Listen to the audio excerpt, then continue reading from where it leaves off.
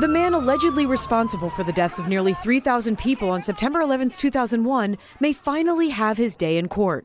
Khalid Sheikh Mohammed has been held at Guantanamo Bay since 2006.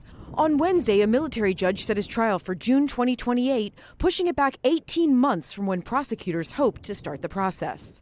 The judge says this allows additional time for the pretrial proceedings to unfold.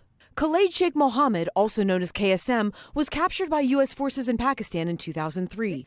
NBC's Andrea Mitchell reported on his capture at the time. U.S. officials tell NBC News Mohammed was plotting another big attack on America, possibly on New York City bridges or gas stations, when he was captured. Mohammed once talked about flying a jet into the CIA.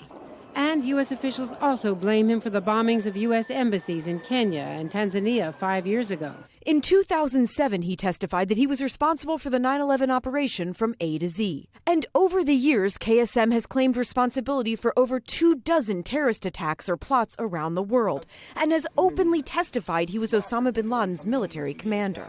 It's taken decades for a trial on the case to happen due to years of legal proceedings, court challenges, and questions about whether information gathered at CIA sites overseas should be admissible in court.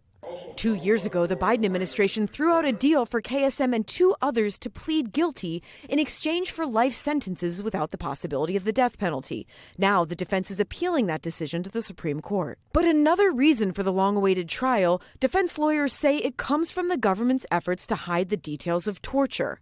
A Senate report from 2014 says that soon after KSM was captured in 2003, he was taken to CIA-operated bases overseas. The report says within minutes of his arrival, he was subjected to, quote, enhanced interrogation techniques that have been heavily criticized as torture. As I've said before, it constituted torture in my mind, and that's not who we are. In a single month, the report says he was waterboarded 183 times in an effort to extract information on new attacks. Despite that, one interrogator in the report says it wasn't really working, and at times KSM was caught lying and sending U.S. operatives on wild goose chases. He's very smart, very clever, and he just enjoys this game. Once the number 3 man in al-Qaeda, KSM wouldn't recognize the terrorist group as it stands today. Defense expert Dr. Sarah Harmouche describes al-Qaeda as less theatrical yet potentially more dangerous.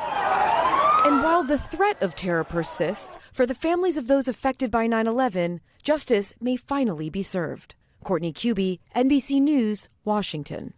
We thank you for watching, and remember, stay updated on breaking news and top stories on the NBC News app or watch live on our YouTube channel.